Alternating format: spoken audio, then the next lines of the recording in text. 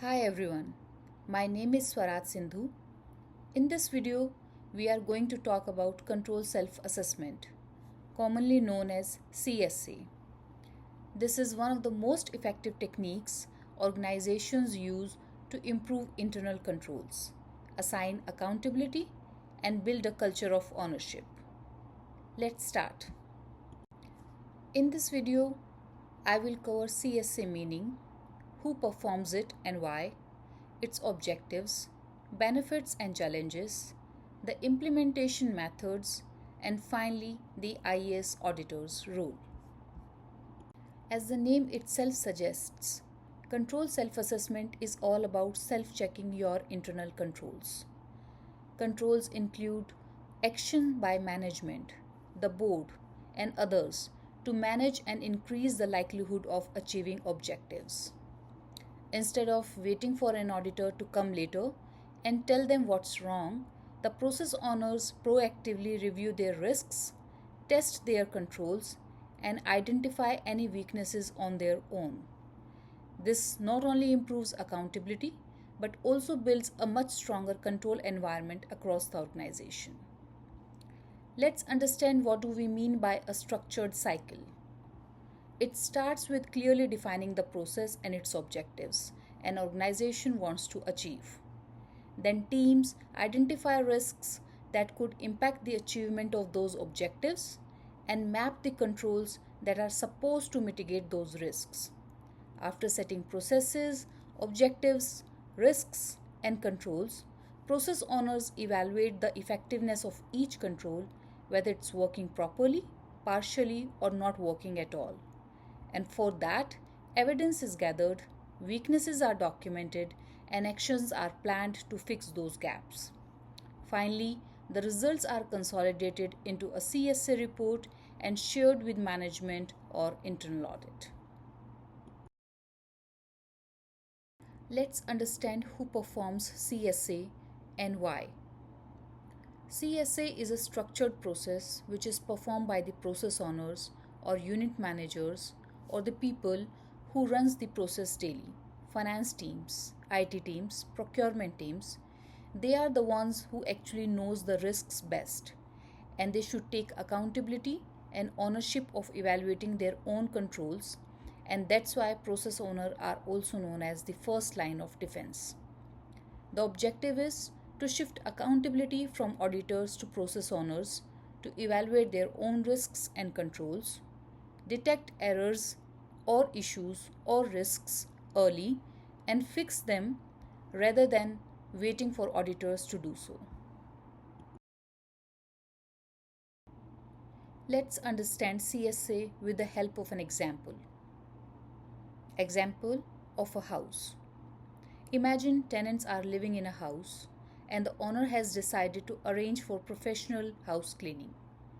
Before contacting the cleaning agency, the owner asks the tenants to check what is messy and needs more attention.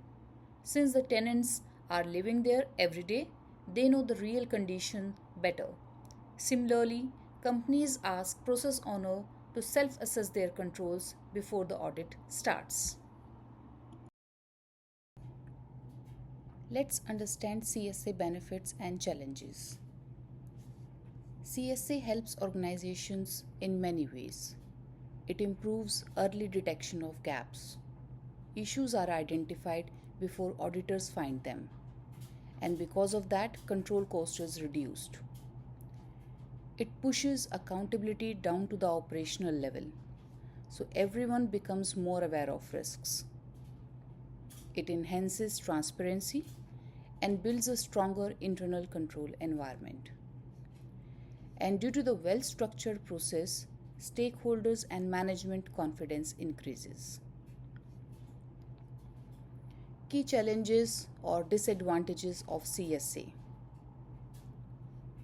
It may be taken as a replacement or substitute for audit rather than as a complementary process, thereby increasing confusion about accountability. Employees may take it as extra work. Employees may feel discouraged if management has not taken any action on the identified gaps. Staff may miss gaps or risks in controls due to limited audit knowledge. A very important question that can be asked in the exam: CSA is an enhancement to audit or replacement for audits? Our answer should be CSA is an enhancement to audit, not a replacement for audits. How CSA is an enhancement to audit? CSA creates a culture where everyone participates in risk management, not just auditors. If anything, CSA helps auditors by reducing surprises, improving process understanding, and highlighting areas that need deeper testing, and helps auditors focus on areas of higher risks. And why CSA is not a replacement for internal audit? Because internal audit provides independent assurance. CSA, on the other hand, is self-assessment done by the team that owns the process.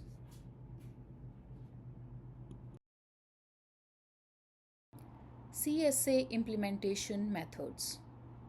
There are multiple ways CSA can be performed. Some companies use questionnaires or surveys which allow people to answer standard risks and control questions quickly. Others prefer workshops where teams meet with facilitator to discuss risks and controls in detail. Some use a hybrid approach combining both. Some uses informal peer reviews where peers casually review each other's processes and controls to identify gaps. The choice depends on the company's size, culture, and maturity of the control environment. Let's understand what is an auditor's role in CSA. The auditor's role in CSA is to act as a facilitator, not as a leader. They guide, support, and share knowledge or their expertise to help employees assess their own controls, but they do not conduct the assessment themselves. So that's a complete overview of control self-assessment. It is a powerful tool for strengthening internal controls, improving accountability, and promoting transparency. If you found this video helpful, please like, comment, share, and subscribe for more content on internal audit, SOX, and risk management. Make sure you tap the notification icon. That way you will get every update and never miss any of the new content. See you in the next session.